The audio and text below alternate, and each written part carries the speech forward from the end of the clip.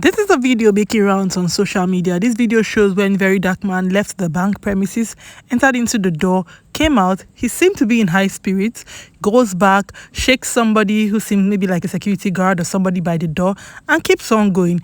And it looked like he walked out of the bank maybe successfully. The Crimes Commission says it will arraign social media influencer Very Dark Man on multiple charges of alleged financial crimes at the Federal High Court in Abuja. And also reports say that it was a joint operation between the Nigerian police, EFCC and the DSS. That was how they arrested him in Area 3.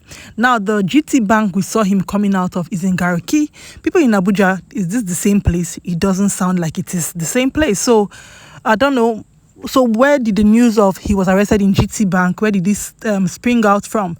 Or was he arrested in front of the bank? But police and EFCC, and they are saying they arrested him at Area 3. And the GT Bank he was at was in Garki. You can see him with his mother. So obviously he was at the bank. It's like this is the same shirt he was wearing. So people are saying, oh, maybe it's a different video and all that. But if you look closely, it was the same shirt he wore inside the bank that he's wearing in this video you can see here.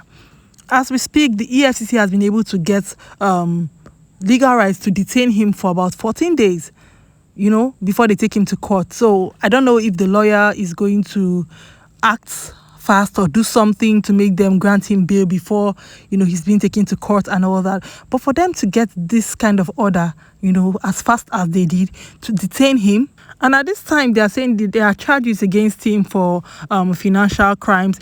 Other sources are saying that he's been arrested for cyber stalking and all that. Like, is this, let me know, is this worth arresting him the way they did and detaining him for, or being able to detain him for about 2 weeks before he goes to court? I feel like there's more to this that they're not telling people about. There's outrage everywhere that this is not the way to arrest somebody. And the funny thing is that I don't feel like, yes, he did it the right way. He can be wrong. He can have things against him. But when you take somebody as if you're trying to oppress them, people will revolt. So even if EFCC has reasons to, arrest him, the way they did is not going down with a lot of Nigerians. See that there's a little bit of protest here and there. Anyways, you guys, I'm now thinking about where did the news come out that he was arrested inside of GTB? Because if you look at it critically, that was where this whole uproar started from. People said, oh, they are boycotting GT, they are breaking their ATM cards, they are closing their bank accounts because it was said that he was arrested inside of GTB. But after seeing that CCTV footage, who do we believe at this point? Are VDM and his people lying? Shehu Kuti came out to say that it could be what they call it, Mesichinwo, and also GT Bank. But from everything we can see, it's looking like it's neither of them. EFCC is saying that financial crimes, cyber stalking and all that. So what is the issue here? I feel like the lawyers should have come out to say this is why our client is being arrested. You know why? I would say that they don't owe us any explanation, but I would also say that people are making a whole lot of noise about this. People are probably on the streets because they are misinformed about why their youth leader was taken, about why the voice of the voiceless, according to them, was taken. So I feel like people are going to be on the street, at least let them know why their youth leader was arrested. I think that's just the normal thing to do. I've seen some comments on social media saying that EFCC does not owe us any explanation as to why they arrested VDM. I'm like, are we sure?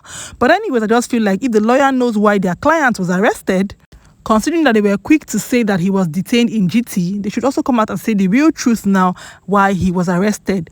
A lot of people believe right now that he's being oppressed. And until EFCC comes out and says this is what happened, so at least his lawyers come out and say, okay, this is what happened, it's looking like oppression. Anyways, I think, is it safe for us to clear GT out of the whole issue, at least seeing from the footage that he was not detained or held off in the bank like we were told earlier? It's a real show. Share your thoughts, guys, in the comments.